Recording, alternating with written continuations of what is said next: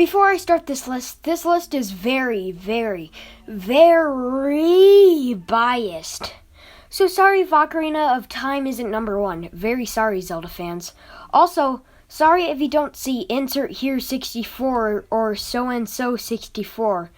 I only have 5 slots, so I don't have any room for Pokemon Snap or whatever.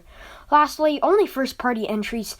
No Banjo-Kazooie or GoldenEye 007. Sorry, Rare. Anyways, let's get on with the list.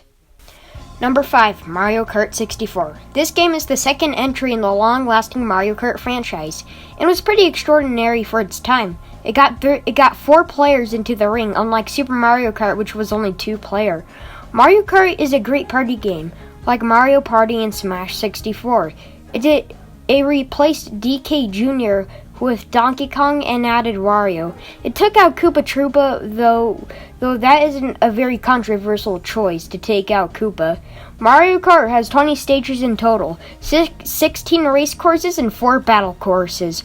Mario Kart 64 had some good graphics actually. Unlike other N64 games, which you can definitely see the polygons. With more than 11 million copies, it'll be a great time playing one of the best sequels in the racing game genre, and one of the best sequels of all of gaming history. Number 4, Smash Bros. 64. Sadly, I don't have this game, but I do have an opinion on it. Smash 64 is the 5th best-selling N64 game, and deservingly so. This game started one of the most anticipated video game franchises in all of video game time. If it wasn't for this, then the rest of Smash Bros. Wouldn't even exist as a whole. Smash 64 may be floaty, but even then, it has characters like Mario, Pikachu, Link, Kirby, Fox, video game all-stars. It included people like Ness and Captain Falcon, which wouldn't have as much as a big fan base or even be slightly well known if it wasn't for Smash Bros. 64.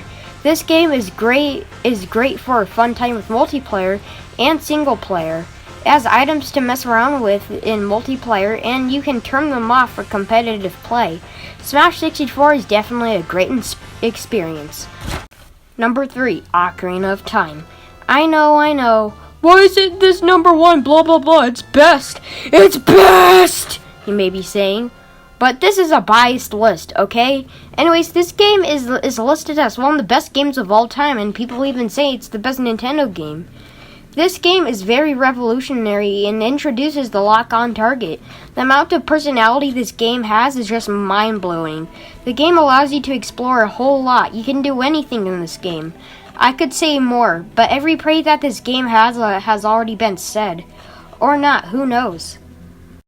Number 2, Super Mario 64. This game revolutionized gaming before Ocarina. It was a launch title, and it was an awesome launch title. This game introduces backflips, triple jumps. You say it, and it introduced it. The game is like the most speedrunner attractive game. There is even people speedrunning it with a blindfold on. This game had music that any gamer adores at. This game practically gave Mario more of a personality with voice clips. They may have appeared in that one typing game, but come on. This game is much more well known and much more better. It introduced amazing boss fights, an interesting hub world, and more. So Mario 64 ranks at number 2. Number 1, Kirby 64, The Crystal Shards. This one is a biased one. Now, I love Kirby, and of course Kirby 64 is on the list via me being biased. But anyways, this is a great 2.5D game. The King Dedede parts when Kirby rides on King Dedede's shoulders are cute and satisfying to play. Yeah, the final boss is creepy, but it helps separates all the cute parts from the scary parts. This also introduces mixed abilities. Yeah, they also appeared in Squeak Squad and Star Allies, but Kirby 64 does this more good and perfectly. The gameplay is great, the controls are pretty good for a weird controller, and the graphics are just amazing. Which is why Kirby 64 is my favorite Nintendo 64 game of all time.